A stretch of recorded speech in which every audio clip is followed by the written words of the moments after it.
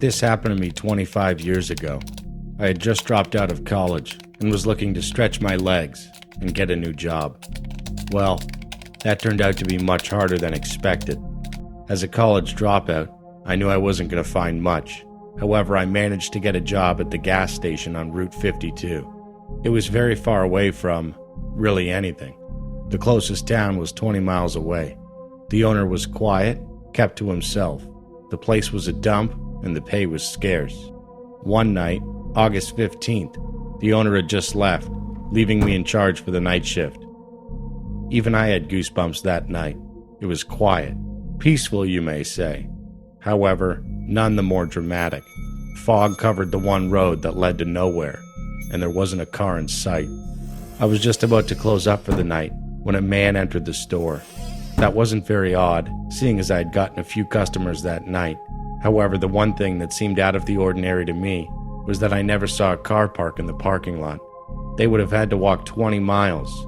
But it occurred to me there was an abandoned house very close to the gas station. Maybe they found comfort there and needed a drink, so I carried on. I told them the station was closing soon. However, they just stood there, looking at the cigarettes on the counter. Seemed odd to me, because he was a rather old gentleman, and I wouldn't expect someone like that to continue smoking, even if he did it in his prime. I asked him if he wanted some. He said yes. That was all he would say that night. I asked him if that would be all. He had the cigarettes in his hand. However, rather than going to the register, he nodded his head and slowly stepped closer to the door. I tried to gather his attention. However, he didn't respond to me.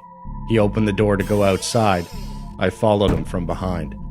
I felt a chill when I did, one that I had never felt before. He began to walk into the street.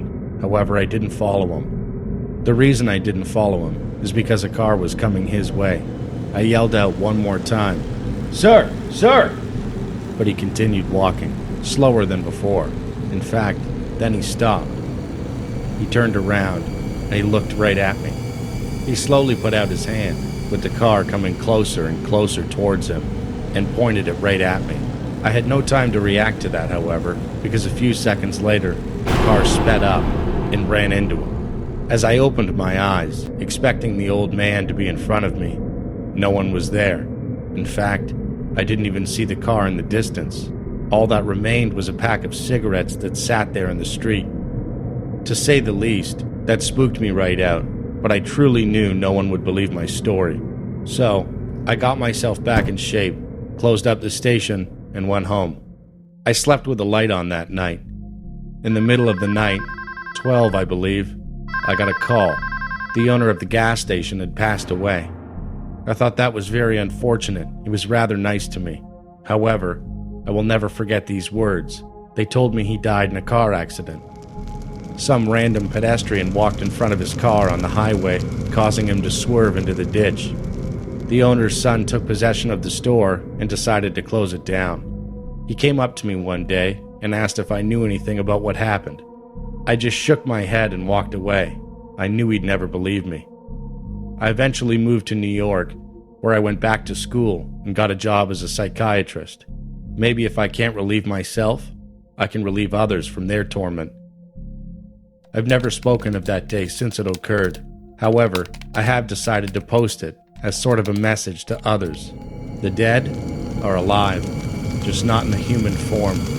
As for the old man, I say goodbye, and I hope you finally got your cigarettes.